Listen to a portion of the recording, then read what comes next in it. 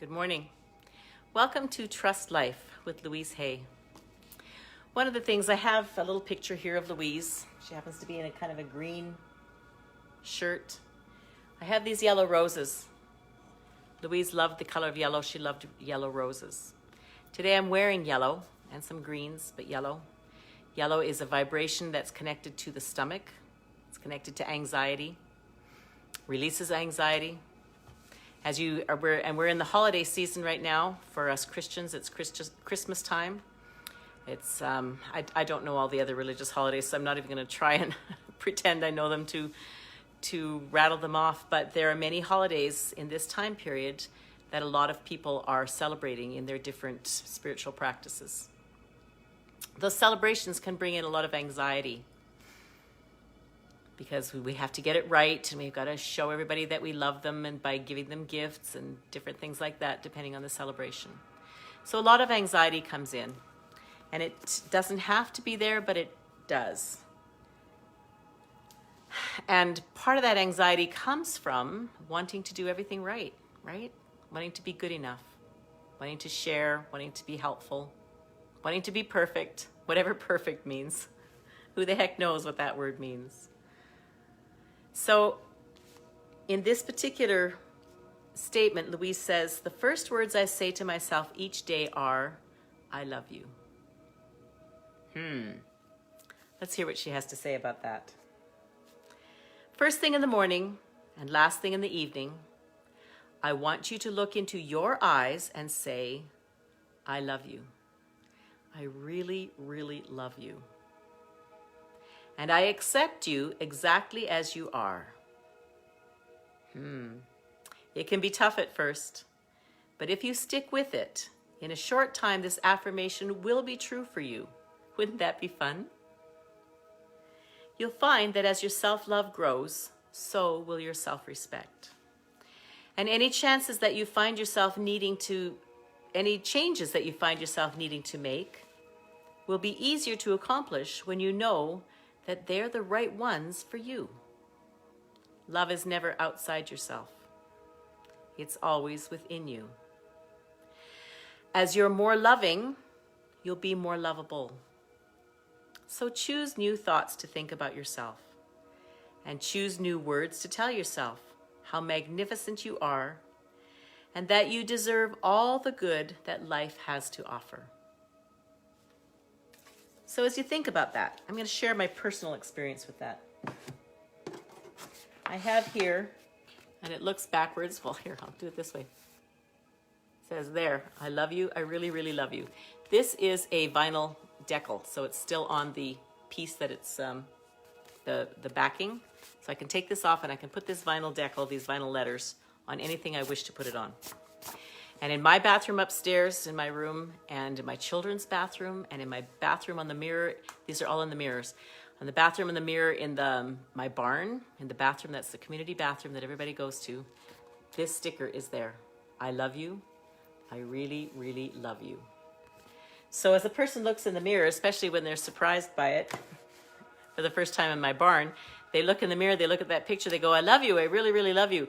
And then oftentimes I suspect, I don't have a camera in my bathroom, oftentimes I suspect they probably go, oh my goodness, did I really say that to myself? But as we experience our own self-love, if we can't love ourselves, we can't love anybody. This practice of recording myself online every day has been a very, very beneficial practice to me. And so, because as I look back on them and I watch them and listen to them, I can say to myself, I love you, Roxy. I enjoy hearing the things that and here I want to deflect it all now. So this is really interesting that's happening to me in this moment. I want to deflect it, and I want to say, it's not my stuff, it's Louise Hay's stuff, it's not this, it's not that, it's not me, I want to shrink. We all want to shrink because we're afraid of our magnificence. I'm going to go find Marianne Williamson's post about how we're afraid of our magnificence. We're afraid of our own light because we think that if we shine, we diminish somebody else. But as we shine, we raise other people, we let them shine, we show each other what our magnificence is. And so it is a very important practice. It's not a selfish practice. It is a world empowering practice to say to yourself and myself, I love you. I really, really love you. And as those yeah buts and that shrinking comes in, this is where we tap. Oh my goodness, that feels so scary to say that. It feels selfish. It feels self-engrandosing. I don't want to be narcissistic. I don't want to be that person that thinks they're all that. But people and ourselves that judge someone who loves themselves are showing our own wounds where we can't love ourselves. And when we engage in the practice of self-aggrandizement, if that's even a word, we're coming to that space from a place of fear, because we actually don't really feel what we're pretending that we feel. And when we actually feel the real self-love for ourselves, it is quiet, it is peaceful, it doesn't shout, it just feels like love. And when we feel like love inside, we vibrate that love out to others. And here's where the healing comes in.